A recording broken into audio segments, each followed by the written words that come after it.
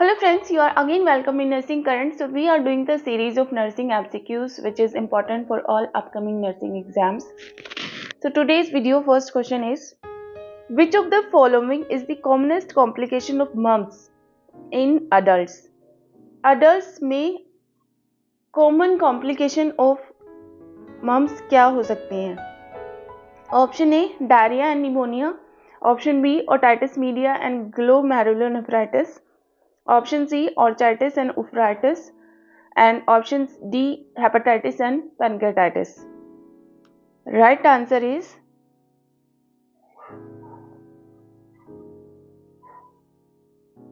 option C, orchitis and uveitis. Orchitis is the inflammation of testes in male. Uveitis is the inflammation of ovaries in female. In adults, अगर adults में mumps हो जाता है, usually नहीं होता लेकिन हो जाता है, तो उस कंडीशन में uveitis and orchitis is the common complication of mumps. Which of the following are most common and life-threatening complication of measles? मीजल का common and life threatening complication क्या हो सकता है? इसमें एज स्पेसिफाई नहीं किया है, just they are asking life threatening complication of measle. Option A, diarrhoea and pneumonia. Option B, otitis media and glomerulonephritis. Option C, orchitis and uveitis, and option D, hepatitis and pancreatitis. So right answer is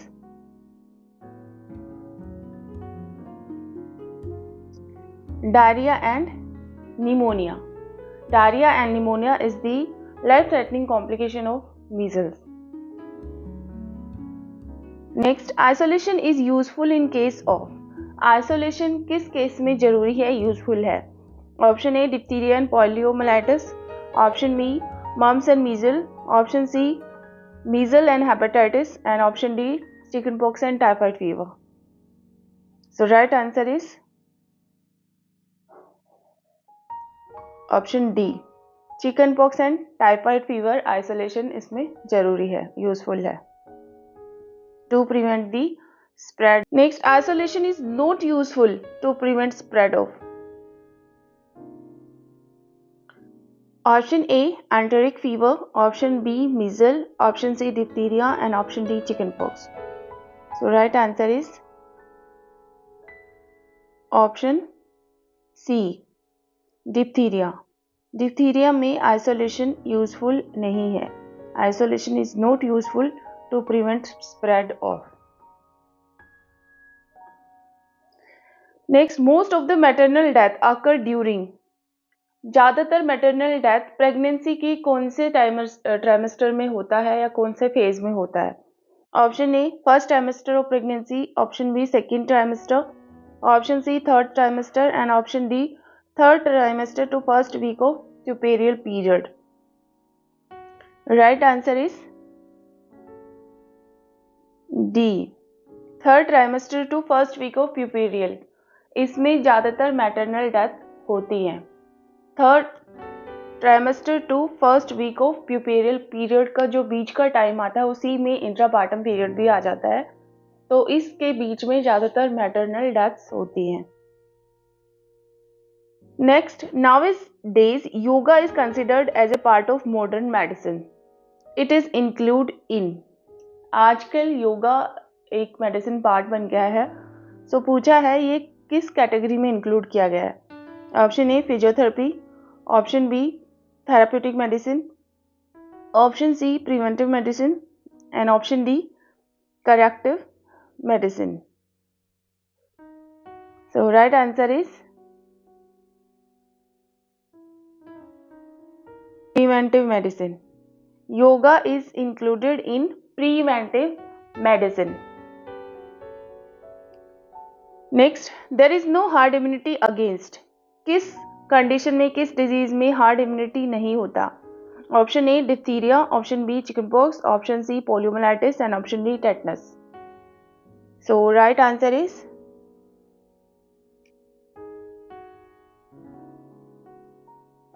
tetanus. Tetanus में herd immunity नहीं होता है. Airborne precaution for a patient with pulmonary tuberculosis has to be taken until. Air precaution कब तक लेना है? अगर tuberculosis patient है और एयरबोर्न प्रिकॉशन लेना है आपको या पेशेंट को, तो वो कब तक लेना है? बहुत ही ज़रूरी है, जो अदरवाइज तो हमेशा ही लेना होता है, लेकिन कब तक बहुत ज़्यादा ज़रूरी है।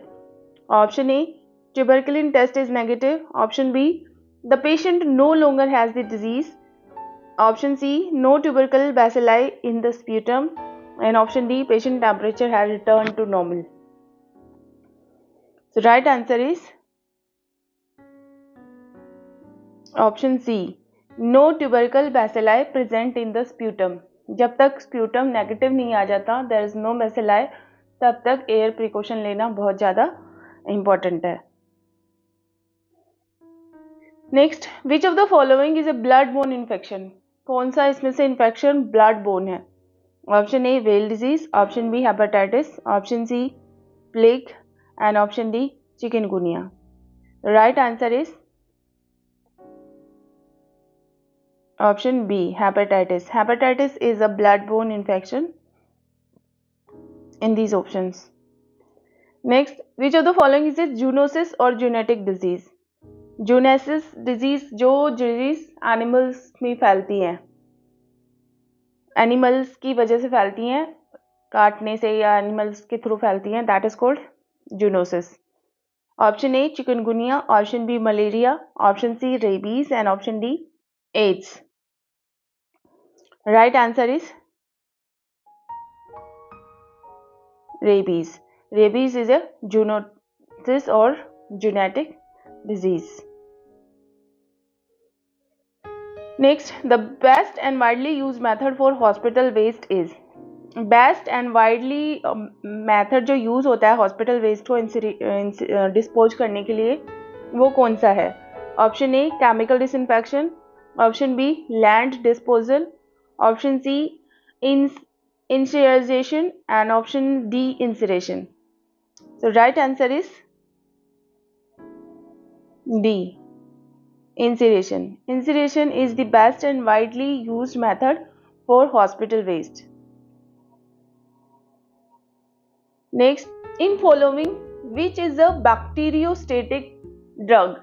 State जहाँ पे आ जाता है that means stop. Static, bacteria को स्टॉप जो कर देती है डिजीज, वो कौन सी है? Option A, ethambutol. B, rifampicin. C, streptomycin. And D, pyrazinamide. Right option is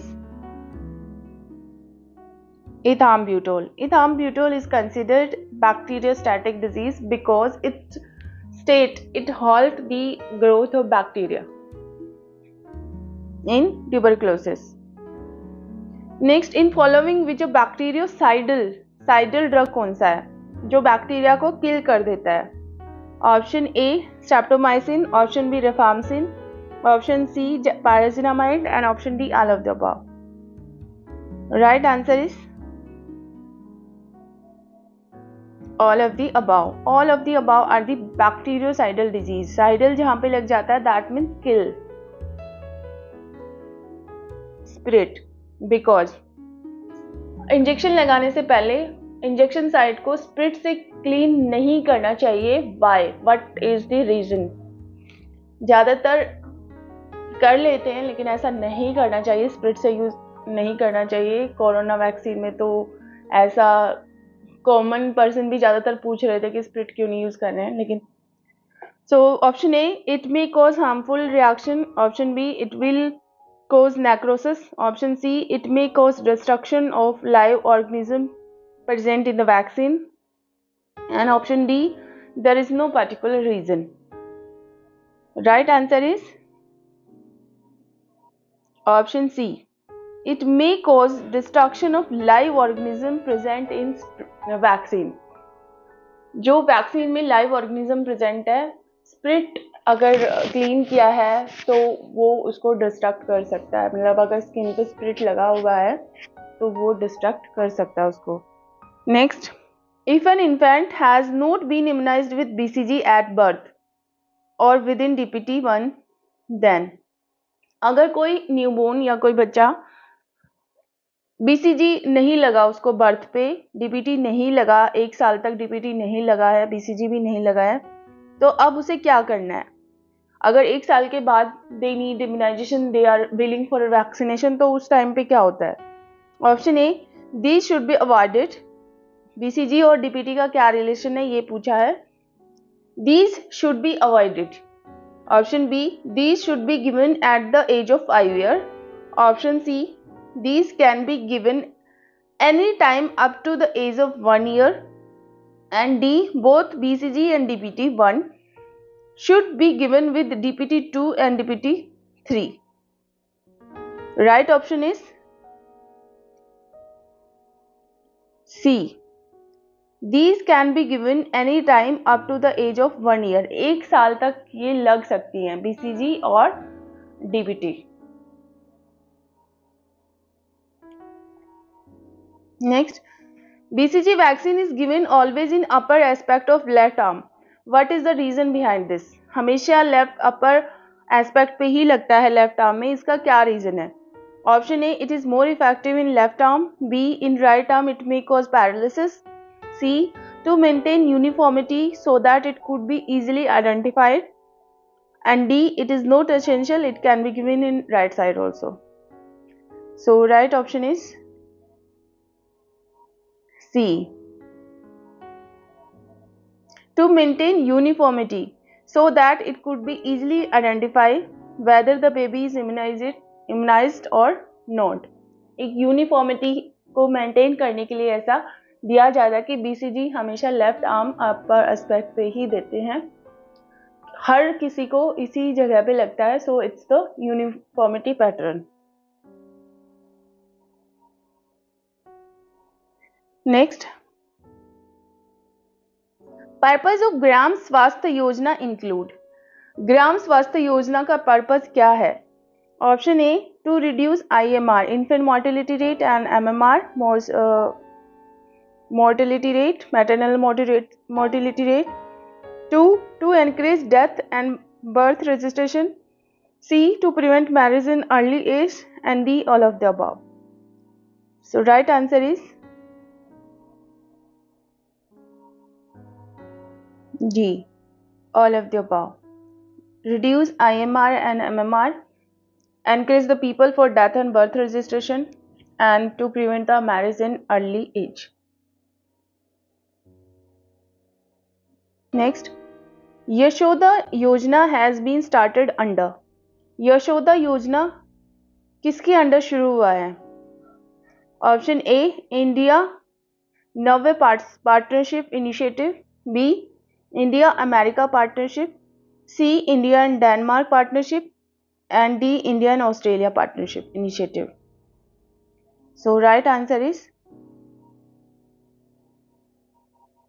A, India and Norway partnership जो इनिशिएटिव है that is Yashoda Yojana. So Yashoda Yojana is started under the India-Norway Partnership Initiative.